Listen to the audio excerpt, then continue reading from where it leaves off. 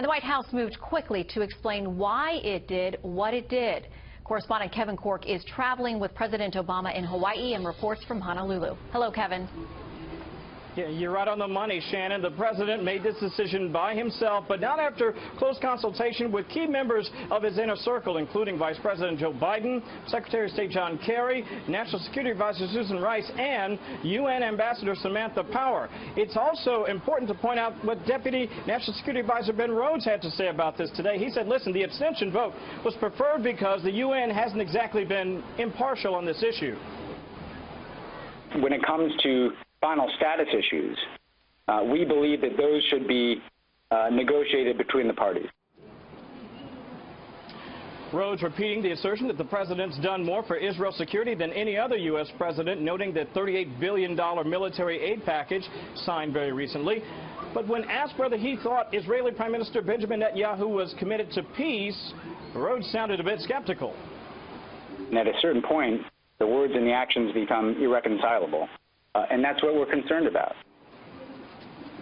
Meanwhile, Secretary of State John Kerry said today the United States acted with one primary objective in mind: to preserve the possibility of the two-state solution. He went on to add, while we do not agree with every aspect of this resolution, it rightly condemns the violence and incitement and settlement activity and calls on both sides to take constructive steps to reverse current trends and advance the prospects for a two-state solution. Not all that we're going to hear on this subject, obviously, Shannon, as the administration tries to thread the diplomatic needle on this one.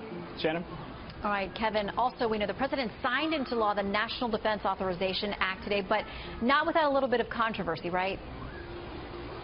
Yeah, that's right. The NDAA has always been complicated because it comes with some strings attached. I can tell you right now that it does include $3.2 billion in military spending. And that includes, by the way, and this is important for a lot of our viewers, some 2% increase, a little bit more than 2% increase in salary and in pay and compensation for U.S. service personnel. That's important. But as you pointed out, it certainly comes with a few strings attached and some specific restrictions. Most notably, it also sort of handcuffs the president in his effort to try to close the facility at Guantanamo Bay. It also adds new restrictions on transfers related to leaving Gitmo. So we'll watch carefully how that all plays out. Shannon, back to you.